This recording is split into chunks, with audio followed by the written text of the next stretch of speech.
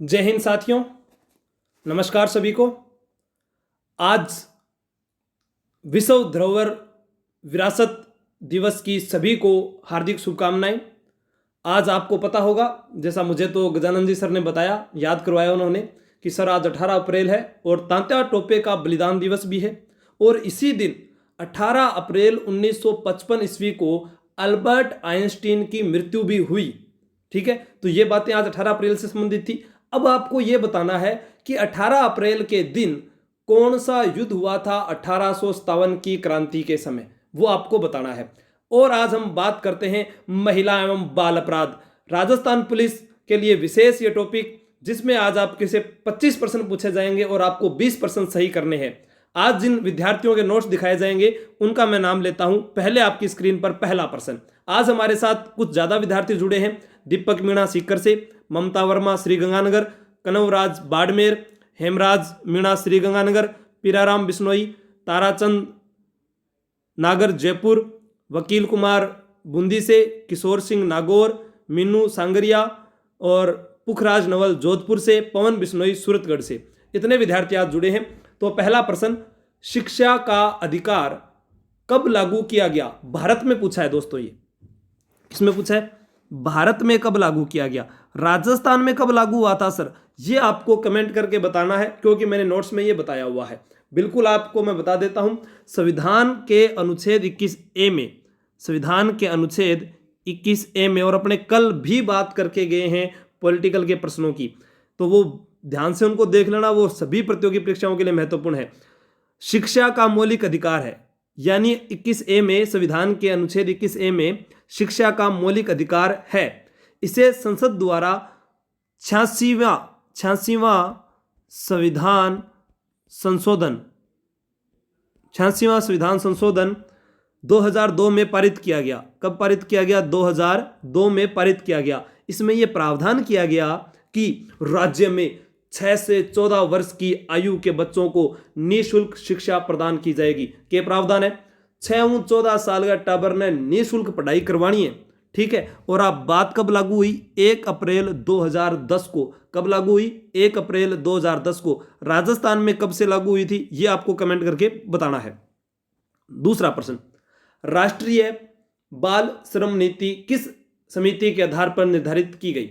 एक आज रीट का मैंने वो वीडियो डाला था, तो उसमें कुछ विद्यार्थी कमेंट कर रहे थे कि सर अधिकतम तो 100 भी हो सकते हैं, वो न्यूनतम 60% है। और दूसरा कि सेकंड लेवल वाले फर्स्ट लेवल में शामिल हो सकते हैं। ये मेरा अनुमान है, जो सीटेट के आधार पर मैंने बताया है। ठीक है, जून 2018 की अधिसूचना के आधार पर। ठीक है, कोई उसका वो नहीं आया हुआ, लेकिन हो सकता है। तो इस प्रश्न का मैं उत्तर आपको बता देता हूं। पहले आप बताओ। गुरुजी हो तो पढ़े को नहीं चलो कोई बात नहीं। इस प्रश्न का उत्तर होगा गुरुपद स्वामी समिति। क्या होगा? गुरुपद स्वामी समिति। सन नोट कर लो आप। आज वाले सभी प्रश्न आप अलग से कॉपी लगाकर उसमें नोट कर लेना। महिला एवं बाल अपराध वाले टॉपिक में ही अलग मिलेंगे सभी प्रश्न आपको। सन 1979 ईस्वी में गठित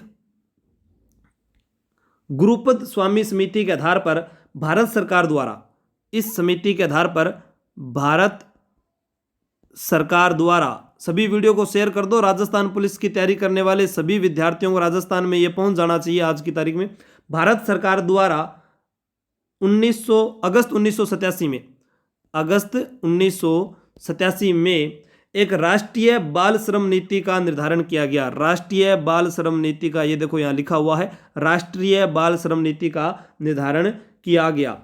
अब और आपको बात बता दूं कि सरकार द्वारा 26 अप्रैल गुरुजी कद 26 अप्रैल की बात है भाई, 26 अप्रैल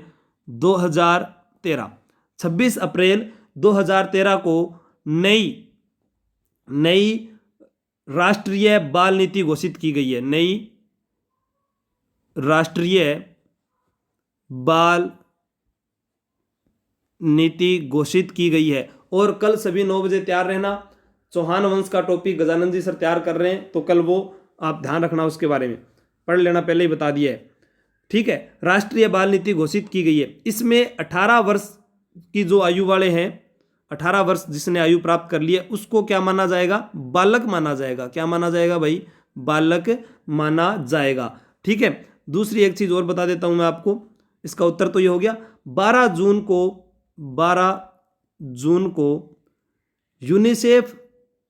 यूनिसेफ जुड़ी हुई बातें हैं यहां से। यूनिसेफ विश्व बाल श्रम विरोध दिवस मनाया,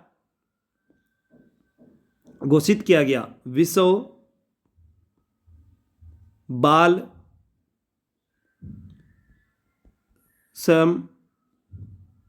श्रम विरोध दिवस घोषित किया गया था। यह कब किया गया था? 12 जून को। और 21 जून, इसी का उल्टा कर देते हैं, 21 जून को कौन सा दिवस मनाया जाता है? पहली बार माननीय प्रधानमंत्री महोदय द्वारा वो कब मनाया गया था, यह बात भी आप कमेंट करके बताओगे। नेक्स्ट, आईपीसी की धारा 366 का संबंध किससे है? इंडियन पेनल कोड, इसके बारे में पूरी बात करेंगे आज। इसका संबंध किससे है? विवाह के लिए बाध्य करना, अवैध व्यापार निषेध, अभिरक्षण से महिला का अपहरण या आत्महत्या करना। आत्महत्या करना के लिए तो मैंने आपको बताई हुई धाराएं, वे अपने जब 302 पढ़ी थी, 305, 306, 307, उन्हीं चारों में से 2 धाराएं हैं जो आत्महत्या से संबंधित है। वो कौन कौन सी है? बालकों के लिए आत्महत्या के लिए कौन सी धारा है, और जो पुरुष हैं उनके लिए कौन सी है? ठीक है, ये भी कमेंट करके बताना, ताकि पता चले कि आप कितनी अच्छी तैयारी कर रहे हो। सभी विद्यार्थी कमेंट करके बताया करो, उससे पता चलता है कि हाँ, क्योंकि लाइव में ये आपके वीडियो में नहीं देख, जो कमेंट है वो फटाफट नहीं देख पाता हूँ, और वीडियो जब समाप्त हो जाता है उसके बाद जो कमेंट आते हैं उनको मैं सभी को देखता हूँ और उनका जवाब भी देता हूँ, जितने भी विद्यार्थी हैं। इसका होगा अभिरक्षण से महिला का अपहरण, यानी किसी महिला को आप विवाह के लिए बाध्य नहीं कर सकते। विवाह के लिए थे बिना धमकी कौन दे इसको, देखो ना तू मेरे साथ ब्याह करा नहीं तो मार दे शू, आ बात थे कौन कर सको। ठीक है, बिंग लिए था ना सजा दुआस के बाद कितना साल की? 7 साल की सजा, 7 साल की या 10 साल की भी हो सकती है, और ज़्यादा थे जोर डालोगा तो थाने में आजीवन कारावास भी करवा सके है।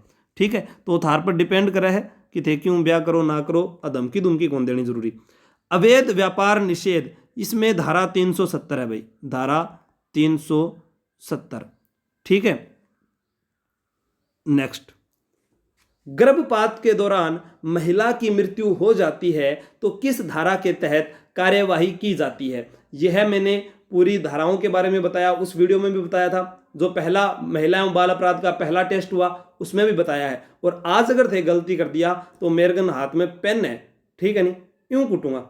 धारा 313, 315, 317, 314, बताओ सब आसान प्रश्न हो, ये आज के लिए थारे लिए 20% सही करना है।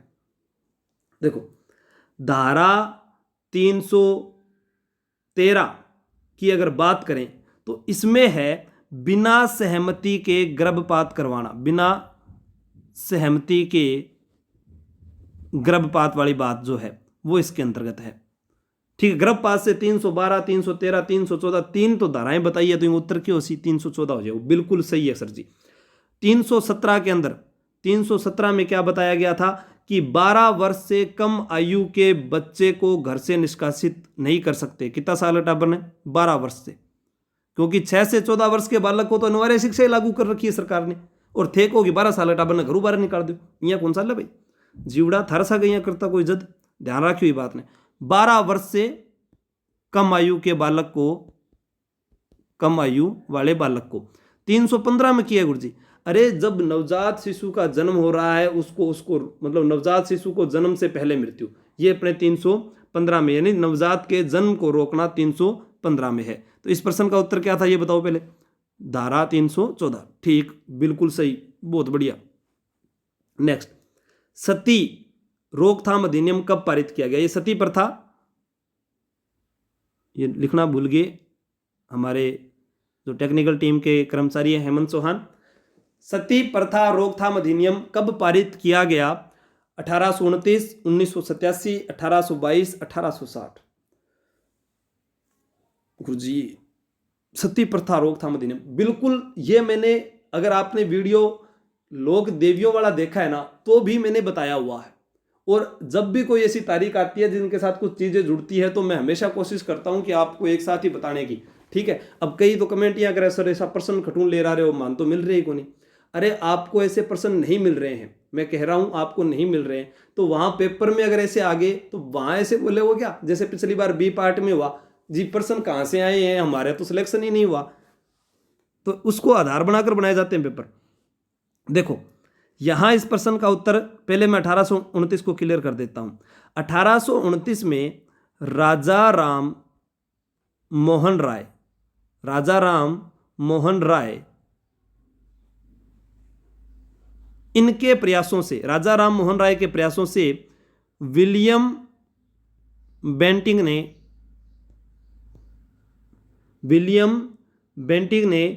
1829 में सती प्रथा पर रोक लगाई थी। अब ये तो आ गया 1829 की बात, लेकिन राजस्थान में सबसे पहले सती प्रथा पर रोक कब लगाई गई थी? 1822 ईस्वी में। और कौन सी रियासत ने? बूंदी रियासत ने 1822 ईस्वी में राजस्थान में सर्वप्रथम रोक लगाई थी। बहुत महत्वपूर्ण प्रश्न है, बूंदी रियासत ने सर्वप्रथम कब रोक लगाई थी? 1822 ईस्वी में। और इस प्रश्न का उत्तर क्या होगा? 1987। 1987 इस प्रश्न का राइट आंसर है, क्योंकि 1987 में आपने श्रीमाधोपुर तहसील सिक्कर एक गांव सुना होगा, देवराला गांव में रूप कंवर सती हुई थी, और उसके बाद में यह अधिनियम पारित किया गया था। और अपने पढ़ते हैं एक रानी सती माता का मंदिर, वो झुंझुनू में है, जिसे नारायणी बाई उनका वास्तविक नाम था, दादी जी के नाम से जानते हैं। भाद्रपद अमावस्या को मेला लगता है, अग्रवाल समाज की कुल देवी है। अपने पति तन धन दास की मृत्यु का बदला लिया था हिसार के नवाब को मारकर। तो ये सारी बातें हैं, यहां से अपने आगे चलते हैं। Protection of rights of marriage act कब लागू किया गया था? Protection of rights of marriage act कब लागू किया गया था? 2019 में, 2012 में, 2013 में, 2015 में। प्रोटेक्शन ऑफ राइट्स देख लो, ये करंट अफेयर के अंदर भी बहुत महत्वपूर्ण प्रश्न है। कल से आपकी क्लास करंट अफेयर की भी शुरू हो रही है। प्रवीण जी सर से बात की थी, उनकी तबीयत खराब होगी। वो देखो, वो भी एक गवर्नमेंट कर्मचारी है और उन्होंने बहुत सी परीक्षाएं पास की है, वर्तमान में वो कार्यरत हैं। और एक अध्यापक अगर आपको पढ़ा रहा है जो खुद चयनित है, तो वो करंट अफेयर पढ़िए आप, ना कि उनसे पढ़िए जिन्होंने कोई पेपर पास ना किया हो। आप उनसे पढ़ो ताकि वो आपको अच्छा पढ़ाएंगे। अब उनके व्यूज़ कम आए थे तो वो थोड़ा नर्वस हो गए थे, तो आज उनको मैंने कहा कि सर आप पढ़ाइए दोबारा, तो आप उनसे पढ़िए। इस प्रश्न का उत्तर मैं बताता हूं। देखो उत्तर पहला बताऊं, चलो ठीक। 2019, इसे द मुस्लिम वुमेन बिल भी कहा जाता है। क्या कहा जाता है? The Muslim women bill. Guruji okay चीज हुआ। देखो द मुस्लिम वुमेन बिल, इसे अब समझ में आ जाएगा। 3 तलाक बिल भी कहा जाता है। आगे समझ में? गुरुजी बिल्कुल। देखो हर चीज मैं आपके सामने क्लियर करूंगा, क्या क्या आपके सवालात हैं वो बिल्कुल मैं बताता जाऊंगा, आप सिर्फ ध्यान से सुने। 3 तलाक बिल भी कहा जाता है। इसे लोकसभा में 25 जुलाई 2019 को, ये लिखा हुआ है ना 2019, इसीलिए ये लिखा है 25 जुलाई 2019 को, ठीक है, 25 जुलाई 2019 को। और राज्यसभा में, इनमें से आपको यह भी बताना है कि स्थायी सदन कौन सा है, ठीक है। राज्यसभा में 30 जुलाई 2019 को पेश किया गया। अब राष्ट्रपति ने इस पर हस्ताक्षर कब किए? राष्ट्रपति ने हस्ताक्षर किए थे 31 जुलाई को, और वो भी 2019 में, ठीक है। ये 2019 की ये भी बात हो गई राष्ट्रपति ने, क्योंकि अभी तो 2020 सालों तो आयो ही को नहीं। बिल्कुल सही, बहुत होशियार होते। लेकिन संपूर्ण भारत में इसे कब लागू किया गया? संपूर्ण भारत में इसे कब लागू किया गया? संपूर्ण भारत में 1 अगस्त 2019 को लागू, 1 अगस्त 2019 को लागू। Protection of rights of marriage act कब लागू किया गया? तो मुस्लिम समाज में जब 3 बार तलाक बोला जाता था, तो क्या है, विवाह विच्छेद की एक प्रक्रिया थी, उसे हम protection of rights of marriage act के नाम से, यानी द मुस्लिम वुमेन बिल, 3 तलाक बिल के नाम से जानते हैं। चलो निर्भया अधिनियम कब लागू किया गया? यहां मैंने निर्भया हत्याकांड नहीं पूछा है, पिछले पेपर में वो पूछा था। अभी मैंने पूछ लिया निर्भया अधिनियम कब लागू किया गया। तो ये तो आपको पता है कि दिल्ली में हुआ था निर्भया हत्याकांड, निर्भया हत्याकांड। मैं दोबारा आज फिर पूछ लेता हूं, निर्भया की वकील का नाम तो सीमा कुशवाहा था, ठीक है। निर्भया की जो मुख्य पीठ के न्यायाधीश थे उनका नाम दीपक कुशवाहा, वो भी पढ़ लिया हमने। अब मैं ये पूछ रहा हूं कि निर्भया के हत्यारों को सजा कब दी गई थी, कहां पर दी गई थी उनको सजा, वो आपको कमेंट करके बताना है। यहां प्रश्न आ रहा है निर्भया अधिनियम कब लागू हुआ। निर्भया अधिनियम, इसके बारे में भी डिटेल से पढ़ते हैं क्योंकि यहां से भी प्रश्न आ सकता है, बड़ी घटना है। लोकसभा में 19 मार्च 2013, 19 मार्च 2013 और राज्यसभा में 21 मार्च 2013। तो लोकसभा में 19 मार्च, राज्यसभा में 21 मार्च 2013। और राष्ट्रपति ने हस्ताक्षर कब किए? राष्ट्रपति ने हस्ताक्षर किए 2 अप्रैल 2013 को, 2 अप्रैल 2013 को, ठीक है। इसके बाद में क्या हुआ कि निर्भया एक्ट कानून संशोधन अधिनियम 3 अप्रैल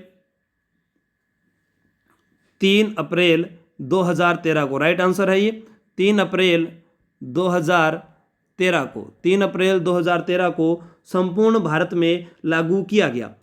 अब क्या होता था कि पहले जो नाबालिग होता था उसको हम बाल बलात्कार का अपराधी होता छोड़ देते थे, लेकिन इस एक्ट के तहत नाबालिग को भी बलात्कार का अपराधी माना गया है और उसको भी 20 वर्ष की सजा या मृत्यु दंड का प्रावधान किया गया है, मृत्यु दंड का प्रावधान किया गया है, दिया जा सकता है। ये इसमें कहा गया है कि अगर कोई नाबालिग है, अगर वो ऐसा घृणित कृत्य कार्य करता है तो बिना भी 20 साल की सजा या मृत्यु दंड दे दो।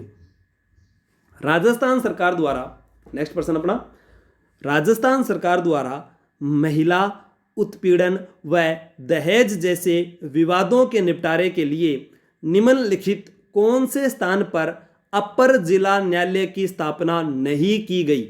यानी अपर जिला न्यायालय की स्थापना यहां देखो नहीं की गई है। कहां पर नहीं की गई है? निम्नलिखित स्थानों में से। फिर जो बच जाएंगे कहां की गई है उनके बारे में मैं आपको बताता हूं। देखो, राज्य सरकार ने 2013 में महिला उत्पीड़न व दहेज जैसे विवादों के निपटारे के लिए विशिष्ट न्यायालय की स्थापना की। किसकी स्थापना की है? विशिष्ट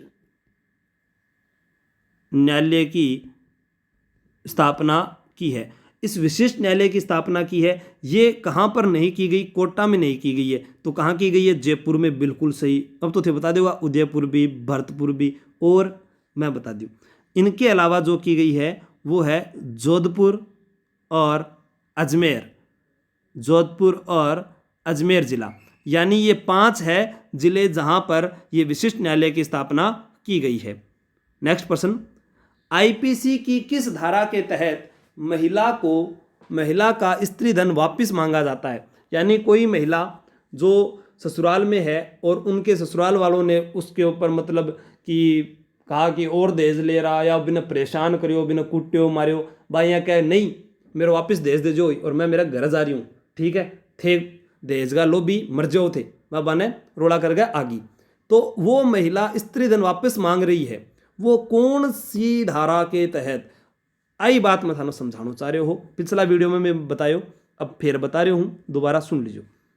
धारा बिल्कुल सही है, आप लोगों का जवाब धारा 406, क्योंकि दहेज वाला मैंने वीडियो पूरा डाल रखा है, उसमें आपको पता चल जाएगा। अगर कोई ससुराल पक्ष का नाम है तो दहेज कौन देवा जात, तो भाई थे ना दो तो 3 साल के लिए सजा, 3 साल की सजा। अगर दहेज के लिए मना करते हैं तो कितना साल की सजा? 3 साल की सजा। 498A में दहेज के लिए प्रताड़ित करने पर सजा कितनी है ये मुझे बताना है। धारा 498 में, यानी महिला का पति या कोई नातेदार या ससुराल पक्ष का कोई व्यक्ति, ठीक है, उसको महिला को दहेज के लिए प्रताड़ित करता है, तो आप मुझे ये बताओ कि उसको कितने साल की सज़ा का प्रावधान है। ठीक है, ये भी दहेज से संबंधित है। दहेज यानी दहेज प्रथा वाला जो अधिनियम वो कब का है? 1961 का है। और वो भी मैंने इन्हीं तारीखों में से याद करने के लिए आपको बताया है, वीडियो देखोगे तो याद हो जाएगा। दूसरी बात, यहाँ 307 धारा 307 ये भी किससे संबंधित है बताना। ये अपने जो अभी पढ़ कर गए थे कि आत्महत्या वाली या अटेम्प्ट टू मर्डर की बात करते हैं, तो उनमें जो मैंने धाराएं बताई है, यानी ये तो हो गया धारा 302 मृत्यु के लिए जो बता रखी है मैंने, ठीक है। 307 जो बताई है वो किसके लिए बताई है बताओ। कोई व्यक्ति आत्महत्या करना चाहे तो सर दहेज में एक धारा और नहीं, अरे वो 304 है भाई, कौन सी है 304 धारा 304, यानी उसमें क्या होता है, शादी आज होगी, शादी से 7 साल के अंदर उस महिला को, ये पहले वाले वीडियो में बताया हुआ है तो आप वहां देख लेना। राज्य महिला आयोग के सदस्यों की नियुक्ति कौन करता है?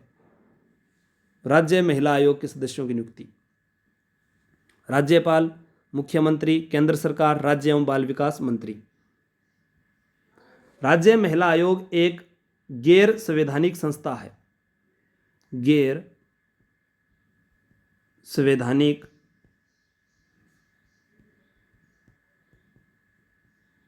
संस्था है।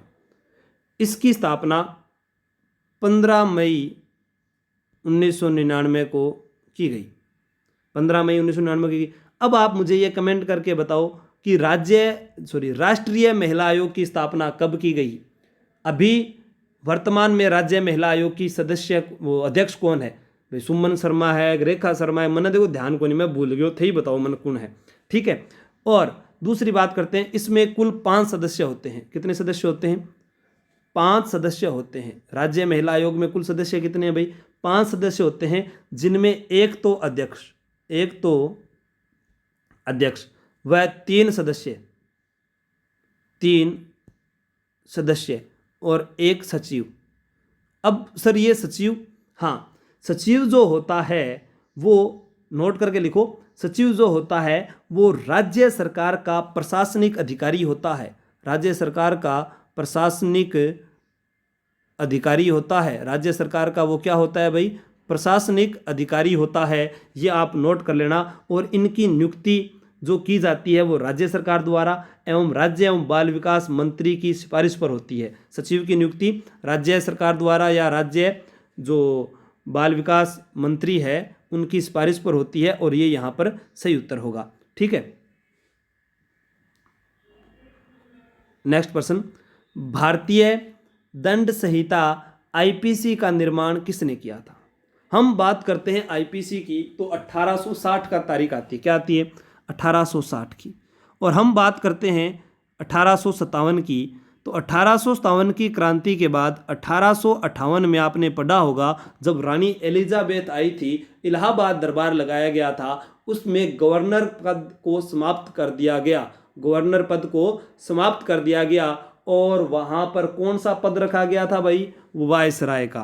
तो भारत के पहले वायसराय और अंतिम गवर्नर कौन थे? कैनिंग थे। 1857 की क्रांति के समय भी कौन थे? कैनिंग थे। तो ये कह सकता हूं मैं कि निर्माण किसने किया था? कैनिंग ने। और भारतीय दंड संहिता जो है आईपीसी, ये लागू कब हुई थी? 8 अक्टूबर 1860 ईस्वी को इसे लागू किया गया।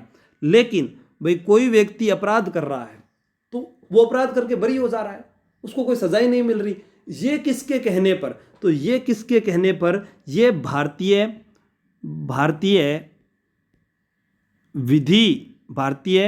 विधि आयोग के प्रथम अध्यक्ष, भारतीय विधि आयोग के प्रथम अध्यक्ष जो थे वो थे मैकाले। मैकाले की सिफारिश पर, मैकाले ने सिफारिश पर आईपीसी की स्थापना को 1 जनवरी 1862 को भारत में प्रभावी किया गया। आईपीसी की स्थापना की गई थी इनकी सिफारिश पर, ठीक है।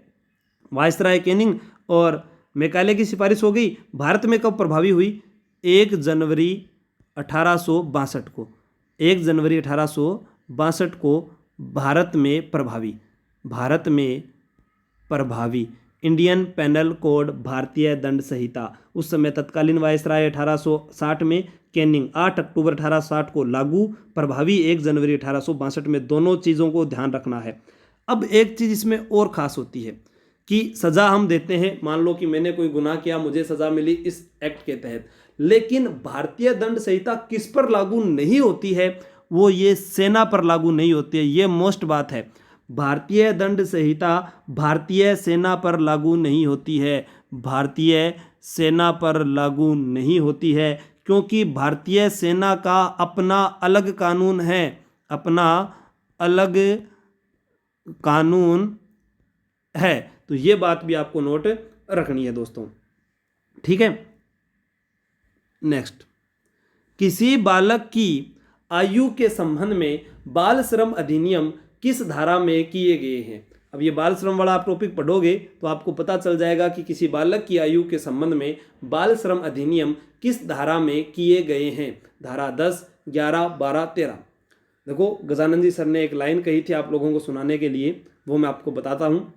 करते रहो मेहनत पूरी जान से, लक्ष्य मिलेगा सबको वो दिन भी आता है। करते रहो मेहनत पूरी जान से, लक्ष्य मिलेगा सबको वो दिन भी आता है। हवाएं लाख जोर लगा ले, हवाएं लाख जोर लगा ले, तूफान बनकर जो बादल घिर कर आता है, वो छाई जाता है, वो छाई जाता है। ठीक है, ये गजानंद जी सर ने आप लोगों के लिए विशेष लाइन बोली थी, तो उनको धन्यवाद बोलो सारे के सारे। फिर इसका उत्तर बताना। तो मैं बता दूं उत्तर, तो थैंक्स बोल दो सर ने, क्योंकि वो भी आपके लिए दिन रात मेहनत कर रहे हैं। धारा 10, ये पूरा परिवार यासू जी की ट्रिक यही चाहता है कि राजस्थान में सिलेक्शन तो मिलेंगे तो यहीं से सबसे ज़्यादा देने हैं, बस यही एक जुनून चढ़ा हुआ है सर पर, नींद ही को नहीं आया रात में। बेटी बचाओ बेटी पढ़ाओ योजना कब प्रारंभ की गई। अब वो डिपेंड आप पर करता है कि आप कितनी शिद्दत से मेहनत करते हो। मुझे तो सिर्फ ज़्यादा नहीं 500 विद्यार्थी मिल जाएं जो सिलेक्शन दे देंगे सर, हम हैं कुछ भी हो जाए, 500 कमेंट भी आ जाए ना आज के दिन में, तो भी मैं ये मान जाऊंगा कि 500 विद्यार्थी सिलेक्शन के लिए जी जान से लगे हुए हैं। तो देखते हैं आज 500 कमेंट आते हैं क्या। बेटी बचाओ बेटी पढ़ाओ, अपने ज़िले के नाम के साथ कमेंट करना और बता देना कि मैं सर एक सीट मेरी पक्की है, ताकि दूसरा देखे तो वो कहे भाई गंगानगर को मैं रहने वाला हूँ, मेरी सीट कितने गई। तो एक ज़िले से कितने विद्यार्थियों के कमेंट आते हैं वो भी देखते हैं आज, चलो पता चलता है। बेटी बचाओ बेटी पढ़ाओ योजना कब प्रारंभ की गई। 22 जनवरी 2016, 22 जनवरी 2015, 2 अक्टूबर 2011, 25 सितंबर 2014। और 2 अक्टूबर 2011 तो मैं एक चीज़ पढ़ी कि निःशुल्क दवा योजना, यानी महात्मा गांधी जयंती पर निःशुल्क दवा योजना की शुरुआत की गई थी, बिल्कुल। और ये भी मैंने पढ़ा था कि 25 सितंबर 2014 को पंडित दीनदयाल उपाध्याय कौशल योजना प्रारंभ की गई। कौन सी भाई? पंडित दीनदयाल उपाध्याय कौशल विकास योजना, कौशल विकास योजना। ठीक है, बेटी बचाओ बेटी पढ़ाओ योजना कब प्रारंभ की गई? 22 जनवरी 2015 को। इसका मुख्य उद्देश्य क्या था कि गिरते हुए जो मतलब कि मुख्य उद्देश्य था लिंगानुपात में कमी लाना। ठीक है, पानीपत हरियाणा से, बिल्कुल सही है आप लोगों का जवाब, पानीपत हरियाणा से सर, बिल्कुल पानीपत हरियाणा से। नेक्स्ट, पॉक्सो एक्ट के अनुसार किसी बालक ने अपराध किया है तो उस पर मामला कौन से न्यायालय में चलाया जाएगा? पॉक्सो कोर्ट में, सामान्य न्यायालय में, किशोर न्यायालय में, विशेष आयोजक न्यायालय में। पॉक्सो एक्ट जो है वो 2012 में, 2012 निर्भया हत्याकांड है, उसी में अपने पढ़ते हैं पॉक्सो एक्ट, यानी यौन अपराधों से बालक का संरक्षण अधिनियम।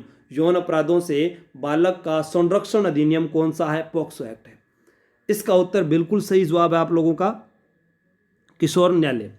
किशोर न्यायालय अधिनियम यानी बालकों का देख रेख एवं संरक्षण अधिनियम, शुरू में पहला प्रश्न हम पढ़ कर गए थे, ठीक है, वहाँ पर शायद लिखा हुआ था, ये ध्यान रखना कि अपनी बात करें बालकों का देख रेख एवं संरक्षण अधिनियम 2015 के अंतर्गत 2015 के अंतर्गत विशेष किशोर पुलिस यूनिट हर जिले एवं शहर में बनाए जाने का प्रावधान है। विशेष किशोर पुलिस यूनिट हर जिले एवं शहर में बनाए जाने का प्रावधान है। और गुरुजी, और ये होता है कि विशेष किशोर पुलिस एवं बाल कल्याण समिति है जो इनके लिए अलग से होती है, ठीक है, बाल कल्याण समिति यानी कमेटी, ठीक है। और विशेष किशोर पुलिस, ये आपको अभी यहाँ पर नहीं लिखा होगा, इसे यहाँ लिख देता हूँ, विशेष जगह को नहीं, विशेष किशोर पुलिस, किशोर पुलिस, ठीक है, ये अलग से होती है। नेक्स्ट प्रश्न, बाल विवाह मुक्त राजस्थान साझा अभियान की शुरुआत कहाँ से की गई है? बाल विवाह मुक्त राजस्थान साझा अभियान की शुरुआत कहाँ से की गई है? उदयपुर, कोटा, जयपुर, जोधपुर। ये आपको कमेंट करके बताना है कि बाल विवाह जो एक कुप्रथा थी उसको समाप्त करना था, उसको समाप्त करने के लिए इस अभियान की शुरुआत कहाँ से की गई है? ये अभियान की जो शुरुआत है वो 18 जुलाई, कब? 18 जुलाई 2016 में।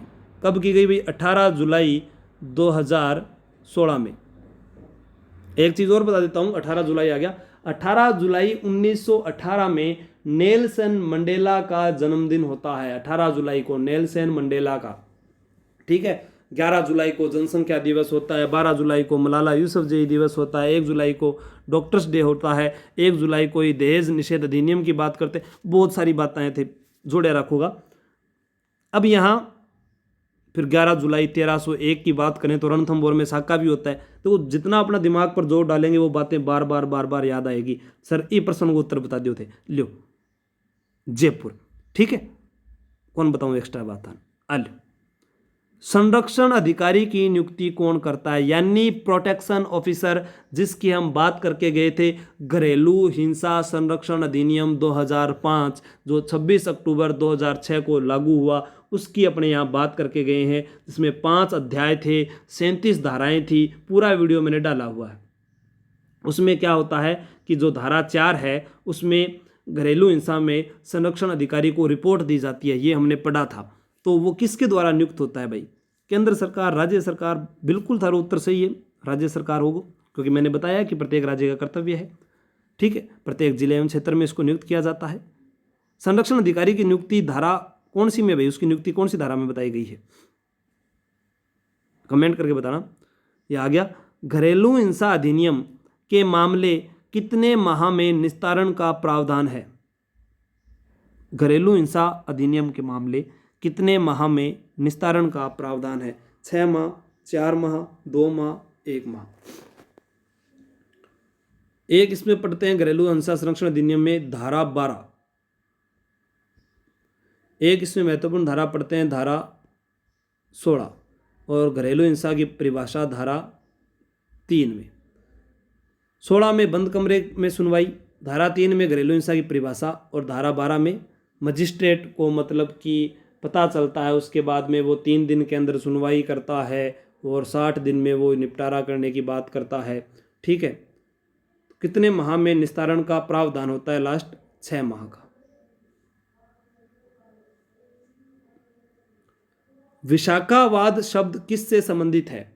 यानी जैसे विशाखा गाइडलाइन किसे कहते हैं, उसका प्रश्न है ये। बाल संरक्षण से, महिला संरक्षण से, बाल विवाह से, बाल श्रम से, कि विशाखा गाइडलाइन के नाम से किस अधिनियम को जाना जाता है, ये आपको बताना है यहाँ पर।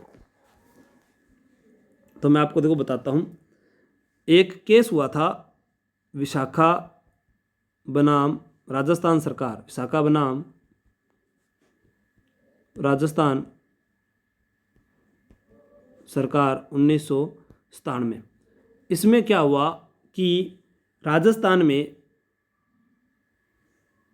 जयपुर के पास, राजस्थान में जयपुर के पास, जयपुर के पास एक भटेरी गांव है, भटेरी गांव ऐसा लिखा हुआ मिला, भटेरी गांव। वहाँ की एक महिला जिसका नाम था भंवरी देवी, या आपने सभी ने सुना भी होगा भंवरी देवी। भंवरी देवी ने बाल विवाह का विरोध किया तो इसके साथ 1992 में दुष्कर्म किया गया और 1997 में राजस्थान बनाम विशाखा केस में उच्चतम न्यायालय ने अपने फैसले में यौन उत्पीड़न की बुनियादी परिभाषाएं दी तथा कार्यस्थल पर महिलाओं के सम्मान की रक्षार्थ वर्क पैलेस बिल 2012 में भी लाया गया। यानी इसका उत्तर क्या हो जाएगा? महिला संरक्षण से। कार्यस्थल पर महिलाओं के सम्मान की रक्षार्थ के लिए वर्क पैलेस बिल कब लाया गया था? 2012 में। नेक्स्ट, ये फिर प्रश्न आ गया। कार्यस्थल पर लैंगिक उत्पीड़न अधिनियम के अंतर्गत निर्मित आंतरिक शिकायत समिति में कितने कर्मचारियों का प्रावधान है? बताओ। 6, 12, 15, 10। आंतरिक शिकायत समिति में कितने कर्मचारियों का, यहाँ मतलब कि कार्यस्थल पर कर्मचारियों का प्रावधान की अपने यहाँ बात करते हैं तो देखो, अपने जो अध्यक्ष की बात करते हैं इस आंतरिक शिकायत समिति में, इसमें अधिकतम 3 सदस्य होते हैं। कितने सदस्य होते हैं? 3 सदस्य होते हैं। और इसमें जो अध्यक्ष होती है वो अध्यक्ष कार्यस्थल पर कार्यरत वरिष्ठतम महिला होती है। वरिष्ठतम महिला होती है। कार्यस्थल पर कौन होती है? वरिष्ठतम महिला होती है। मैं बार बार कह रहा हूँ, वीडियो को शेयर कर देना आज राजस्थान के सभी विद्यार्थियों के पास जो पुलिस की तैयारी कर रहे हैं, क्योंकि ऐसा वीडियो आपको नहीं मिलेगा, चाहे पूरा यूट्यूब छान मारो आप। अध्यक्षतम वरिष्ठतम महिला होती है और अधिकतम सदस्य 3 होंगे, जिनमें एक महिला होगी। एक महिला होगी। आंतरिक शिकायत समिति के अंतर्गत पीड़ित महिला घटना के 3 माह तक शिकायत दर्ज करवा सकती है। ये भी बात करते हैं। यहाँ इसका उत्तर 10 होगा। क्या होगा भाई? 10। नेक्स्ट प्रश्न, महिलाओं का कार्यस्थल पर लैंगिक उत्पीड़न अधिनियम 2013 में सुलह के प्रावधान किस धारा के अंतर्गत दिए गए हैं? देखो, धारा 9 में क्या दिया गया है? धारा 9 में परिवाद है। क्या है? धारा 9 में परिवाद है। यानी धारा 9 के अंतर्गत महिला घटना की तारीख से 3 माह के भीतर, ये बात अभी करके गए, शिकायत लिखित रूप में आंतरिक परिवाद समिति या स्थानीय समिति को दर्ज करवा सकती है। और धारा 10 में क्या दिया गया है? सुलह के प्रावधान दिए गए हैं। तो धारा 9 में तो क्या है? परिवाद है। ठीक है। धारा 12 में क्या है? धारा 12 में जांच से देरी होने पर कार्यवाही की जा सकती है। यानी घटना की जांच में देरी होने पर,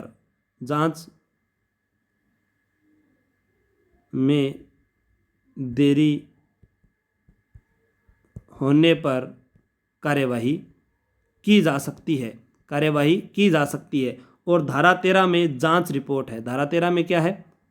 इसमें जांच रिपोर्ट है दोस्तों। तो इस पहले प्रश्न का उत्तर क्या हो जाएगा? सुलह का प्रावधान धारा 10 हो जाएगा। ठीक है। नेक्स्ट प्रश्न, दहेज लेना व देना अपराध है किस धारा के अंतर्गत आता है? दहेज की बात फिर आ रही है। दहेज में द है, दूसरी धारा में तो दहेज की परिभाषा दी गई है।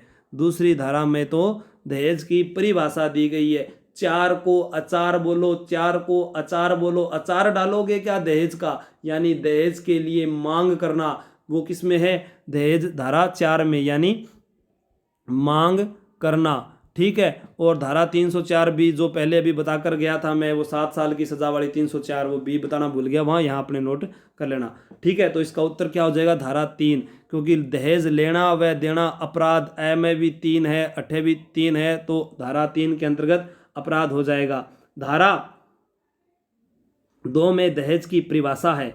304 में दहेज मृत्यु है। ठीक है। 7 साल के अंदर वाली बात आ गई है। यहाँ धारा 3 के अंतर्गत दहेज लेना व देना अपराध है। यानी कोई वर पक्ष के द्वारा वधू पक्ष को, वधू पक्ष के द्वारा वर पक्ष को अगर ऐसी मांग की जाती है तो ये अपराध है।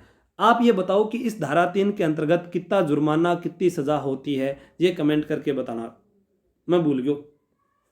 ठीक है, नेक्स्ट प्रश्न। बाल श्रम निषेध और नियमन संशोधन अधिनियम 2006 में शामिल जोखिम कार्यों की संख्या कितनी है? ये पिछले वीडियो में मैंने उत्तर बताया था, आज पूछ रहा हूं। जिसने पिछले वीडियो से नोट्स बनाए हैं उसके कम से कम आज वाले वीडियो में 5 या 7% तो सही होने चाहिए थे पिछले वीडियो को देखकर ही। तभी तो कहता हूं कि पुराने पेपर पर ध्यान दो। मैं बार बार कह रहा हूं कि मेरे द्वारा चलाई गई टेस्ट सीरीज के सभी वीडियो को पूरा देखकर नोट्स बना लो आप, और उसके बाद में जो भी आपको कुछ गलत लगता है, त्रुटि मिलती है, कमेंट करके बता दिया करो। स्वाभाविक है, मानव प्रवृत्ति है, गलतियां होती है। जैसे एक स्टेटस लगाया, एक विद्यार्थी ने कमेंट कर दिया कि सर आपने विद्यार्थी सही नहीं लिखा। अरे विद्यार्थी सही लिखियो है या ना लिखियो, ब्यूं कोई फर्क कौन पड़े। ठीक है, मैं कोई हिंदी में PhD कौन कर रखी। आप सिर्फ पढ़ो, आपको वहाँ पर अबै सदै पर टिक करके आने हैं, वही आपका कार्य है, और उसी तक ध्यान रखें। यहाँ बात करते हैं तो इसका उत्तर हो जाता है 3। पहला बाल श्रम अधिनियम, पहला बाल श्रम अधिनियम, पहला बाल श्रम अधिनियम जो है, पहला बाल श्रम अधिनियम 1986 में पारित किया गया, 1986 में पारित किया गया। कारखाना अधिनियम 1948 में, कारखाना अधिनियम 1948 में, कारखाना अधिनियम 1948 में। दोस्तों एक चीज़ और, मैंने ये बताया कि यहाँ कार्यों की संख्या अब 3 हो गई, पहले कितनी थी उसमें से घटाकर कितनी की गई है ये आपको बताना है। नेक्स्ट प्रश्न। बाल श्रम को रोकने के लिए राज्यों को निर्देश किस अनुच्छेद में है? अनुच्छेद 21, अनुच्छेद 39E, अनुच्छेद 23, अनुच्छेद 24। अब जिस विद्यार्थी ने तैयारी की है, जो अच्छा कल वाला वीडियो जिसने पूरा देखा है, वो ये प्रश्न कभी गलत नहीं कर पाएगा। क्यों? उसका कारण सुन लो। अनुच्छेद 21 के बारे में बात कर चुके हैं, 23 में मानव का दुर्व्यापार वाली बात करके, 24 में की है, कमेंट करके बताओ जल्दी जल्दी। तो बच गया कौन सा? अनुच्छेद 39E। यानी 39E में राज्य पर यह जिम्मा डाला गया है कि बच्चों का हर शोषण से बचाया जाए। ठीक है, यानी राज्य सरकार पर जिम्मा डाला गया है कि बच्चों को हर शोषण से बचाया जाए, बच्चों को हर शोषण से बचाएं। ठीक है, बाकी आपको नारायण सर बता देंगे इनके बारे में। नेक्स्ट प्रश्न है, medical termination of pregnancy act, लिंग परीक्षण तकनीकी एक्ट, बाल विवाह रोकथाम एक्ट, कार्यस्थल पर महिलाओं का यौन शोषण एक्ट, इनको आपको सुमेलित करना है। बाल विवाह रोकथाम एक्ट, कार्यस्थल पर महिलाओं का यौन शोषण एक्ट, लिंग परीक्षण act, medical termination of pregnancy act. Sir ji औखा औखा प्रश्न पूछ रहे हो, बहुत आसान प्रश्न है। कोई भी एक चीज अगर आपको पता है तो यह याद हो जाएगा।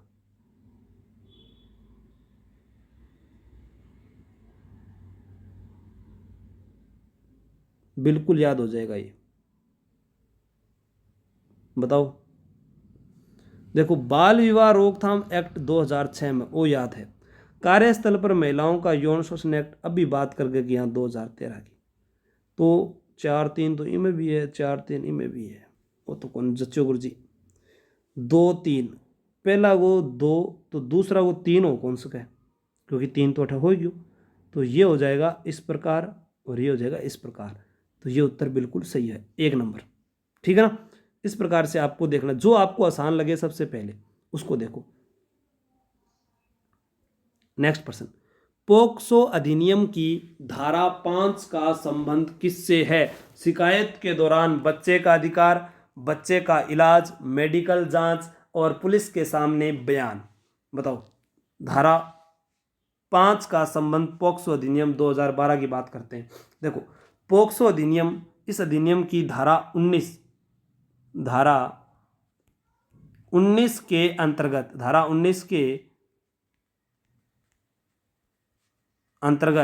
19 के अंतर्गत शिकायत के दौरान बच्चे का अधिकार है। शिकायत के दौरान बच्चे के अधिकार हैं, यानी क्या क्या है वो मैं आपको बता देता हूँ।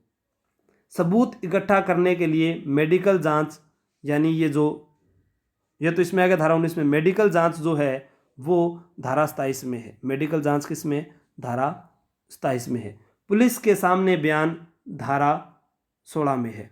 यानी बच्चे को जो अधिकार दिया गया है बयान देते समय, पुलिस के सामने बयान, यानी बच्चा बयान देगा, वो धारा कौन सी में? 16 में है, यहाँ पोक्सो एक्ट के अंतर्गत। मेडिकल जांच धारा 27 में है। बच्चे की जिम्मेदारी पुलिस की हुई, तो इसका उत्तर क्या हो जाएगा? बच्चे का इलाज। धारा 5 में क्या हो जाएगा? बच्चे का इलाज। ठीक है दोस्तों, अब अपने बात करते हैं कि आज जिन विद्यार्थियों ने नोट्स भेजे उनमें ये है पीराराम बिश्नोई। देखो इनको बोलते हैं मेहनत, खुद के नोट्स, राजस्थान की स्थलीय सीमा एवं स्थिति, पूरा ये टीम वर्क, इसे बोलते हैं शानदार नोट्स। इस प्रकार से मेहनत करो। ठीक है, आज मैं सभी विद्यार्थियों के नोट्स दिखाता हूं आपको। ये है नंद किशोर सिंह RJ 21 यानी नागौर से, राजस्थान के प्रथम व्यक्तित्व, यानी राजस्थान का प्रथम व एकमात्र महाराज प्रमुख महाराणा भूपाल सिंह उदयपुर के, जो अपाहिज भी थे, मतलब कि अपने एकीकरण के समय की बात करते हैं। राज्य के प्रथम मुख्यमंत्री हीरालाल शास्त्री, निर्वाचित मुख्यमंत्री टीकाराम पालीवाल, ये सारी जानकारी इनके द्वारा इकट्ठी की गई है। ये है, देखो ये नोट्स भी बहुत अच्छा बनाया हुआ है। इसमें माही नदी के बारे में बताया गया है, किस प्रकार से माही नदी, ये है पुखराज नवल, जोधपुर से बठिंडा ऐसे करके कोई गांव था इनका, इन्होंने बताया था। तो ये माही नदी की कुल लंबाई, तो इस प्रकार से नोट्स बनाओ, तैयारी करो, क्योंकि आप डायग्राम बनाकर याद करोगे। जियोग्राफी हमेशा डायग्राम से ही याद होती है, वरना वो याद नहीं होती दोस्तों। ये है वकील कुमार, बूंदी जिले से। तो वकील जी के द्वारा बनाए गए हैं राजस्थान के महल एवं हवेलियाँ, कि राजस्थान का दूसरा हवा महल खेतड़ी महल, यानी मैंने केमलिन में जो देखा है और अल बर्मा के बारे में जो कुछ सुना है उससे भी बढ़कर ये महल है। ये किस महल से संबंधित है? आमेर महल के। ये किसने कहा? विशुप हेपर ने कहा। कितनी बढ़िया बात है, ऐसे शब्दांश हमसे पूछे जाते हैं। ताजिया टावर किस महल में दर्शनीय स्थल है? बादल महल जैसलमेर में। एक थम्बिया महल कहाँ पर है? दूसरा ताजमहल। ये सारी बातें इनके द्वारा यहाँ पर नोट की गई है।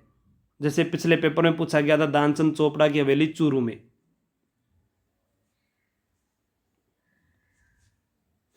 ठीक है, ये है मीनू हनुमानगढ़ सांगरिया से। इनके द्वारा नदियों की ट्रिक है, जैसे समानता, स से साबरमती, माँ से माही, न से नर्मदा, ता से ताप्ती। ठीक है, ये चारों नदियाँ पश्चिम की ओर बहती है और खंबात की खाड़ी में गिरती है। नर्मदा ताप्ती नदी डेल्टा नहीं बनाती है। बंगाल की खाड़ी में गिरने वाली नदियाँ, ये हो गया। फिर यमुना नदी के किनारे बसे शहर, दिल में आग लगाए ये सावन का महीना, नहीं जीना नहीं जीना, इसी बात को नहीं, दिल मथुरा और आगरा। देखो किसी ट्रिक बन रही है, मन तो आज पर तो चाल रहे है। ये है हमारे साथ में हेमराज मीणा, श्री गंगानगर से। इन्होंने दुर्गों के अन्य उपनाम लिखे हैं। तो ये मैंने वीडियो में डाल रखे, मैंने नोट्स भेज दिए थे, आप वहाँ से देख लेना। ये इनके द्वारा बनाया गया है, यानी अपने इनको उपनाम में अलग याद करेंगे, फिर नदियों के किनारे कौन सा बसा हुआ है, किस में कौन सी तोप रखी हुई है, इनको ऐसे अलग अलग बनाकर याद करेंगे तो दुर्ग आसानी से याद हो जाएंगे। ठीक है, ये है कनवराज, बाड़मेर जिले से है। गुप्त काल की महत्वपूर्ण सिक्के। ठीक है, कालिदास की पुस्तकें लिखा है इन्होंने, गुप्त काल के महत्वपूर्ण पुस्तकें, इन्होंने सिक्के भी भेजे थे, वो मैंने देखे नहीं। कालिदास की पुस्तकें, ऋतु संहार, मेघदूत, कुमार संभव, रघुवंश, ये पर्सन कालिदास की पुस्तकें जो IPS बने हैं विजय सिंह गुर्जर, उनसे इंटरव्यू में पूछा गया। तो देखो कितना महत्वपूर्ण पर्सन है ये कितने काम की चीज़ें हैं, ये आप यहाँ से देख सकते हैं। ये ममता वर्मा, 365 हेड, श्री गंगानगर। भारत में 8 के फैक्ट भेजे हैं कि भारत में कर्क रेखा 8 राज्यों में से है। महाराणा प्रताप की छतरी 8 खंभों की है। भारत में जनसंख्या की दृष्टि से राजस्थान का स्थान 8वां है। राजस्थान का ऐसा जिला जो अपनी सीमा सर्वाधिक जिलों से बनाता है वो पाली है। राजस्थान एकीकरण के बाद बनने वाले जिलों की संख्या 8 थी। अंतर्राष्ट्रीय महिला दिवस 8 मार्च को, रेड क्रॉस दिवस 8 मई को। ठीक है, राजस्थान में सबसे बिजी राष्ट्रीय राजमार्ग 8 है। भारत के पड़ोसी देश तो 8 के ठाट वाला तो मैंने वीडियो डाल रखा है, वो शैलू तंवर के द्वारा भेजे गए नोट से था। ठीक है, ये हमारे साथ है दीपक मीणा, सिक्कर जिले से है। इनके द्वारा बनाए गए हैं राजस्थान के जोहर एवं साके। कितने शॉर्ट नोट, कितने बढ़िया बनाए। देखो, ये देखो आप, किले की सुरक्षा का जिम्मा बिल्कुल खिलजी के विद्रोही को सेनापति देना, वो आगे बढ़े। इसमें वीरों ने केसरिया तो किया लेकिन जोहर नहीं हुआ। ये सारी बात दीपक जी मीणा के द्वारा बताई गई है।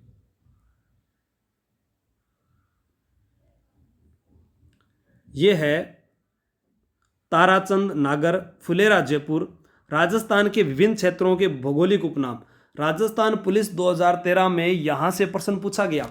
मैं आपको बता रहा हूं, ऐसी चीजें जहां से प्रश्न ज्यादा पूछे जाते हैं, यहां से प्रश्न पूछा जाएगा भौगोलिक उपनाम से। तो बोराट का पठार पूछा गया था। ठीक है, एक पहाड़ी पूछी गई थी। ये आप आंसू जी के ट्रिक के लिए इन्होंने लिखा, बहुत बढ़िया। धरियन जैसलमेर जिले के बालूका स्तूपों कहते हैं, बिल्कुल। ये है पवन बिश्नोई, सूरतगढ़ से। पवन बिश्नोई है जो सूरतगढ़ से है, इनके द्वारा ये भेजे गए हैं नोट्स।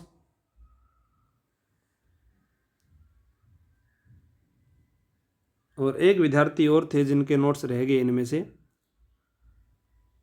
शायद आज आए नहीं, वो नागौर से हैं, जिनका नाम था किशोर सिंह नागौर। उनके नोट्स रह गए।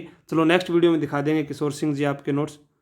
ठीक है, जय हिंद, जय भारत। वीडियो को सभी ज़्यादा से ज़्यादा शेयर, लाइक, कमेंट करके बताना। और 500 से ज़्यादा कमेंट आने चाहिए। जो नौकरी लगना चाहता है वो कमेंट करके बताएं, जो नहीं लगना चाहता वो ना करे कमेंट।